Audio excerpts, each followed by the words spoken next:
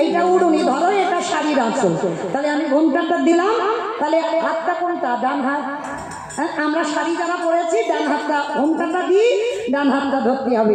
কিন্তু গৌর হরি আজকের বৈষ্ণব পদকর্তা লিখছে বাম ভুজই, ভুজ মানে হাত, বসনে মুখ ঝাঁপই মানে মাথায় ঘোমটাটা দিল, বাম নয়নে ঘন চাই মানে বাম দিকের কথা বলছে। কেন ডান হাতে ঘোমটা দেবে, সেখানে বাম হাতের কথা কেন বলছে?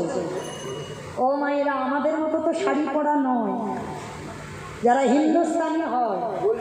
কি গো রাধে, কোথায় রাধে? আমি তো বুঝতে পারছি না। ও একটু সামনে আগিয়ে আগিয়ে, একটু একেবারে স্টেজের সামনেই তো।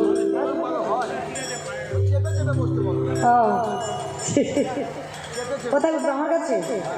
তাই এসো, একটু যেতে এসো মা।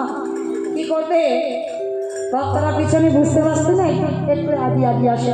এই যে এইদিকে একটু কিছু পেতে দাও, অনেক ভক্ত তো বুঝতে পারবে। বাম দিকে দাও। তাহলে গৌর হরি আমার যেই নাম বাম দিকে কথা বলা হচ্ছে, কেন না ব্রজধামে যারা গেছেন, বৃন্দাবন যারা গেছেন, ওখানে গোয়ালিনেরা থাকে। যেমন বাবা আমিও বয়লার মেয়ে, তাই তো, আমিও ঘোষেদের মেয়ে। তাহলে আমরা যে ঘোষ আর ওই বৃন্দাবনের যে ঘোষ, ওরা ছিল আহিরিনী গোয়ালি, মানে হিন্দুস্তান। আমি তো আর হিন্দুস্তানি গোয়ালিনী নয়, কিন্তু ব্রজবাসীরা তারা ছিল হিন্দুস্তানি গোয়ালি। আর যারা হিন্দুস্তানি মারোয়ারি হয় অমাইরা, তারা কি আমাদের মতো শাড়ি পরে? পরে না তো। তারা কি করে? ডান দিক দিয়ে শাড়ির আঁচল থাকে। হ্যাঁ, ডান দিক দিয়ে আঁচল। আমাদের বাঁ দিক দিয়ে উঠেছে, তাদের ডান দিকে পড়ে। আর ডান দিকে যদি আঁচল পড়ে, ঘোমটাটা তুলে দিয়ে তাহলে কোন হাতে ধরবে? বাম হাত। তাহলে বাবা ভেবে দেখেন, বৈষ্ণব পদকর্তারা কত বিচার করে তারপরে বৈষ্ণব পদ লিখেছে।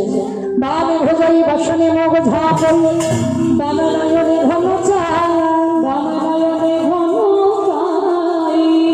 ও রাধা মোহন দাস চিতে অভিলাষ সেই চরণ